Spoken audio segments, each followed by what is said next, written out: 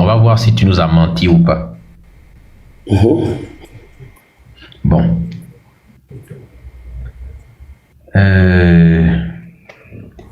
David. Je crois que c'est à partir du verset 1, 2, attends.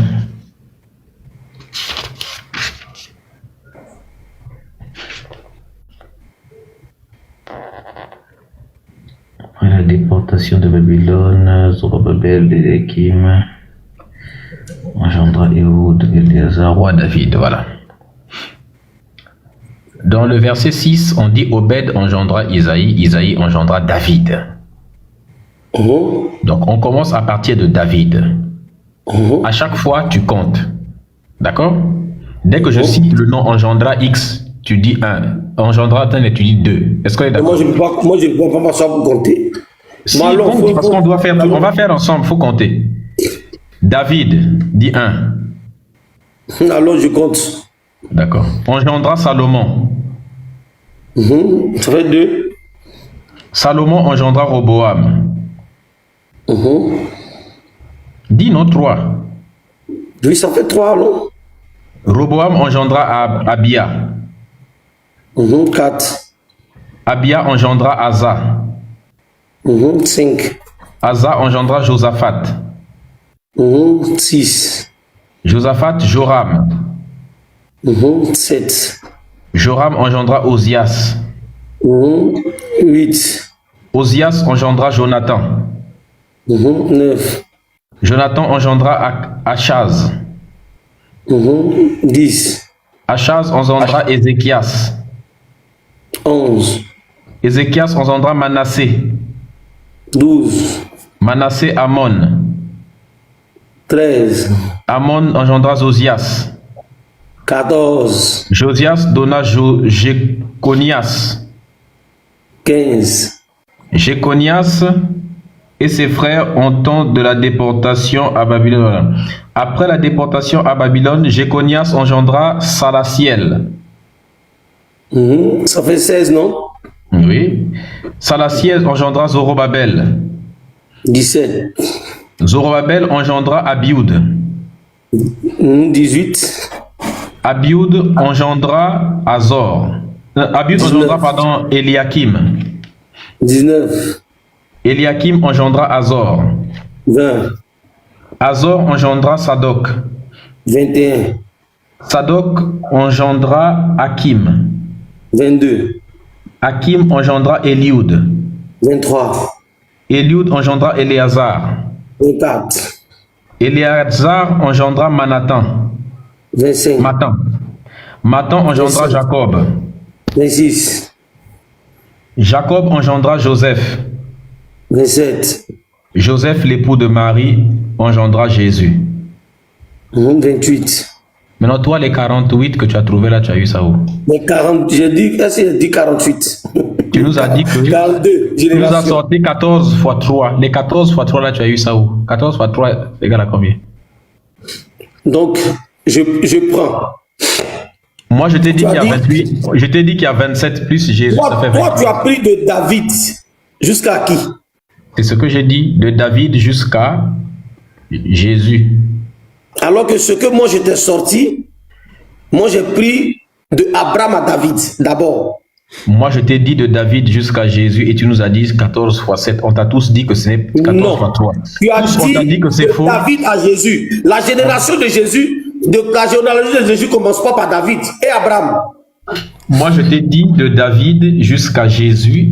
Donc tu vois que tu mets les gens en erreur. Non, c'est Moi, faux. je te dis, ça commence de Abraham à David. J'ai dit de Abraham à David, ça fait 14. De David jusqu'à l'exil à Babylone, ça fait 14. Donc ne mettez pas les gens en erreur. Ce n'est pas grave. Regarde. Ce n'est pas grave. Même si tu changes ta parole, ce n'est pas grave. De toute façon, Je n'ai pas changé de parole. C'est ce que je continue de dire. Ce n'est pas grave. Calme-toi. J'ai dit d'Abraham à David. Écoute bien. Arrête de crier. Écoute d'abord. De David en exil à Babylone. De l'exil de Babylone jusqu'à la naissance de Jésus. Arrête de crier. Ça, le problème n'est même pas. Je ne crie pas. C'est ce que je suis en train de dire. Maintenant, écoute. Tu vois, les gens ne sont pas gentils. Aïe. Les gens ne sont pas gentils dans ton Est-ce qu'on est live. d'accord que il y a 1500 personnes, tu ne peux pas demander aux gens d'être Mais ils ne sont pas gentils, ils insultent les gens. Moi, je n'aime pas les insultes. Moi, je suis mais il y a des chrétiens qui m'insultent dans les commentaires. Mais il y a des chrétiens qui m'insultent dans les commentaires. Est-ce que tu me vois même les bloquer? Je m'en fous. Comme je critique leur religion, ils rentrent dans les sentiments. Il y a 1500 personnes. Non, on n'est pas des religions. Moi, le christianisme, là, c'est pas. Non, ne rentrons pas dans ça, s'il te plaît. Restons d'abord. Ce n'est pas une religion. Vous voyez, moi, je vais te dire. Évangéliste, attends, s'il te plaît. Arrête de fuir. Écoute d'abord. On a déterminé qu'il y avait combien de... Moi, je t'ai dit 42 générations. Non, de David. Tout à l'heure, là, quand on vient de lire. De David jusqu'à Joseph, on a trouvé combien de générations? 28. Ok. Ça, c'est dans le livre de Matthieu. Maintenant, dans le livre de Luc... Tu ne peux pas me dire en erreur, excuse-moi. Je ne peux pas rentrer dans ce jeu. Dis donc, s'il te plaît, tu commences à me fatiguer, hein? Écoute-moi. C'est toi qui Écoute-moi d'abord, je te fais comprendre quelque chose. Arrête de trop parler. Tu prends de David jusqu'à l'exil de Babylone et de Abraham à David. Oui, c'est pas grave. Toi, tu as pris de Abraham, il n'y a pas de souci. Ce n'est pas ça l'important. Moi, j'ai pris de David. On dit bien un tel a engendré un tel. De David jusqu'à Jésus, il y a 27 générations, sans compter Jésus, ça donne 27. N'est-ce pas? Alors, je t'écoute. D'accord. Dans Luc chapitre 3, Luc aussi fait la même généalogie de Abraham jusqu'à Jésus, en passant par David. Sauf que quand on s'arrête, quand on prend du côté de David, comme on a fait ici, là, on prend à partir de David jusqu'à Jésus, chez Luc, au lieu de trouver 28 générations, on trouve 43 générations. Ce qui est impossible en réalité. Parce que chaque génération, on dit un tel a engendré un tel, a engendré un tel, a engendré un tel. Mais chez Luc, il y a de nouveaux noms qui ont engendré des gens, alors que c'est censé pas être possible. Comment tu expliques ça? Ce qui fait que quand Luc donne 43 générations et Matthieu donne 27 générations, il y a une différence de 16 générations. Donc chez Luc, il y a 16 générations qui sont apparues au hasard. D'où est-ce qu'ils viennent? Comment tu expliques ce gap-là? Je veux te dire quelque chose, je n'explique rien. Les deux ne se sont pas entendus pour venir écrire des passages. Chacun écrit le vécu. Chacun explique l'acte. Ces actes. Est-ce que Luc et Matthieu se sont assis pour dire que entendons pour écrire quelque chose? C'est ce qui fait la véracité de la Bible. Des gens disent des choses qu'ils ont vécues et on a l'impression que tout est similaire et c'est la même chose. Est-ce que tu comprends ce que je dis? Des gens qui ne sont pas vus, qui ne sont pas assis pour témoigner. Ils ont pris les mêmes écrits et c'est la même chose dans la Bible, que ce soit dans le Nouveau Testament. Vous voyez, ce à quoi vous amenez les gens. Mais tu nous as dit que toi tu expliques la Bible. Maintenant tu n'expliques rien comment. Voilà, moi je vais les amener à comprendre que Jésus est vivant. Il existe, il est vrai. Parce que des gens ont vécu avec lui et des gens ont expliqué. Comment est-ce qu'ils ont vécu avec lui? Ils ont montré sa puissance par rapport à la guérison des âmes, par rapport à la restauration des vies. Moi, ma vie était mauvaise. J'ai rencontré Jésus, il a changé ma vie.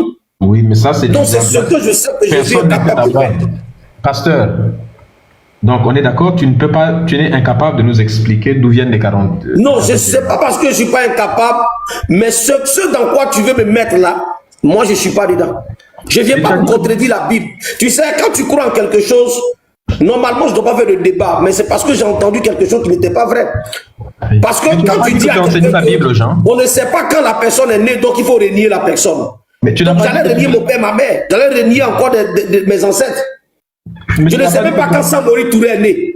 Mais on m'a fait manger Samori Touré. On nous a dit il est mort vert dans tel coin. Pour ça, tu n'as pas cru à l'histoire de Samori Touré. On nous a parlé de Béanzin. Donc vous croyez au Béanzin? C'est à Jésus, vous ne croyez pas? Est-ce que quand ceux qui sont partis en Israël pour visiter le lieu où Jésus est passé, est-ce qu'ils n'ont pas trouvé ces sites historiques-là? Comme quoi, ça n'a pas existé. Quel site, par exemple?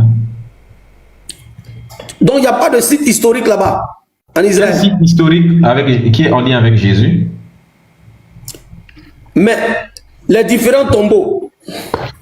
Combien de tombeaux, les différents? Mais il y a le tombeau de Jésus lui-même, le tombeau de Lazare. Le tombeau de Jésus a été construit en 325 après la mort de Jésus-Christ par la maman de l'empereur Constantin qu'on appelle Sainte Hélène. Toi, tu peux mourir et puis on construit ta tombe trois siècles et demi plus tard. Hein? Écoute, Comment tu expliques la tombe de Jésus? Comment tu expliques que Sainte Hélène, comment tu expliques que la Sainte Hélène, la maman de l'empereur Constantin, a construit la tombe de Jésus 325 ans après sa mort? Tu penses qu'on peut croire? C'est ce que les athées vous ont expliqué et vous croyez. C'est ce que les scientifiques ont pu déterminer en étudiant la tombe. Non, c'est les athées. Moi, j'appelle pas ça les scientifiques. Peu importe, athée ou pas, c'est des scientifiques. Non, c'est pas les scientifiques. Moi, je n'écoute pas les scientifiques. Par contre, tu veux bien utiliser leur téléphone qu'ils ont fabriqué pour venir dire que tu ne les écoutes pas. Mais est-ce que qui donne l'intelligence pour qu'on fabrique le téléphone? Les professeurs à l'école qui nous enseignent. Les professeurs. Donc tout ce que les professeurs font là, ça vient d'eux-mêmes. Ça vient de qui? Ça vient de Jésus, mon Dieu. Tu penses que ton Jésus peut créer quelqu'un d'aussi intelligent? C'est la connaissance, la sagesse. Tu penses que ton Jésus peut produire quelqu'un d'aussi intelligent que moi? Mais c'est Jésus qui t'a produit. Faut pas, ça c'est une insulte pour moi. Pourquoi? Jésus est un juif qui a été suspendu en calaissant sur la croix par d'autres juifs. À quel moment un type comme ça peut venir produire un noir intelligent comme moi? Toi, ton Dieu, on le pend par la croix comme un poisson salé, en calaissant sur la croix. Et c'est ce type-là que tu veux faire de moi, mon Dieu à moi. Moi, est-ce que mon Dieu à moi peut être un type qu'on peut pendre sur la croix comme ça? Ton Dieu, c'est qui? De dire que mon Dieu à moi peut être un gars pendu sur la croix. Ça, c'est m'insulter. Mais ton Dieu, c'est qui? Dis-moi le nom de ton Dieu, c'est qui? Mon Dieu, c'est la nature. Et la nature a été créée par qui? La nature n'a pas été créée. La nature elle-même s'est créée. La nature elle-même s'est créée. Oui. Ton Dieu ne s'est pas créé lui-même? Donc, si ton Dieu est capable de se créer, si ton Dieu est capable de se créer lui-même, que la nature s'est créée elle-même, c'est que tu appartiens à mon Dieu. Mais si ton Dieu à toi est capable de se créer lui-même, pourquoi la nature qui est Dieu ne peut pas se créer elle-même aussi? Pourquoi il y a que ton Dieu qui peut avoir la capacité de se créer? avec moi que tu appartiens à mon Dieu. Je n'appartiens pas à ton Dieu, c'est toi qui appartiens. Jusqu'à preuve du contraire. Toi, ton Dieu, tu ne peux pas prouver qu'il existe. Moi, mon Dieu, à moi qui est la nature, je peux démontrer que la nature, elle existe. Et la nature, elle crée. La nature a créé l'humain, a créé les arbres, elle a créé la rivière, tout ce qui existe. C'est la nature, quand elle se transforme, elle produit ces choses-là. Et ces choses-là sont des éléments de la nature elle-même. Qu'est-ce que la parole de Dieu dit dans le livre du commencement? Dans ce que tu appelles le commencement. Ce que tu appelles la parole de ton Dieu n'est qu'une parole écrite par des êtres humains qui n'avaient pas de connaissances en science. C'est pourquoi la parole de ton Dieu dit au commencement, je vais te démontrer les absurdités de ta propre Bible. Ta Bible dit que le soleil a été créé le 4e jour dans le livre de la Genèse. Tu sais ça, non? Il faut parler, je t'écoute. D'accord, le soleil a été créé le 4e jour. Mais la Bible dit, il y eut un soir, il y eut un matin, ce fut le 1er jour. Il y eut un soir, un matin, le 2e jour, puis le 3e, puis le 4e jour, n'est-ce pas? Un soir et puis un matin. Le soir, c'est le coucher du soleil, non? Et puis le matin, c'est le lever du soleil. Maintenant, lui, il a créé le soleil le 4e jour. Maintenant, les trois premiers levers du soleil et les 3 premiers couchers du soleil, les 3 premiers jours, là, il les a eu aussi, le soleil a été créé le 4e jour. Les matins, là, les 3 matins, il les a eu les 3 soirs. Il a dit qu'il y a eu un matin et un soir. Il n'a pas dit qu'il y a eu le soleil. Mais le matin, c'est le lever du soleil, le soir, c'est le coucher du soleil. Tu as comment un matin sans soleil? C'est ce que tes scientifiques t'ont dit. Aïe. Et le matin, c'est quoi alors? Non, mais est-ce que c'est tous les matins que le soleil... Donc quand il n'y a pas de soleil, c'est que... Il y a des matins que le soleil se lève. Dans le jour que le soleil ne se lève pas, il n'y a pas eu de matin. Depuis que tu es né, cite-moi un matin où le soleil ne s'est pas levé. Un jour. Oh, on a vu des jours où il n'y a pas de soleil jusqu'à 16 heures. Est-ce qu'il faisait jour? Est-ce qu'il faisait... Il y avait la nuit le jour en question? Mais est-ce que tu n'as jamais vu qu'il n'y a pas de soleil une journée? C'est pas parce qu'il n'y a pas de soleil... Il n'y a pas de soleil, ça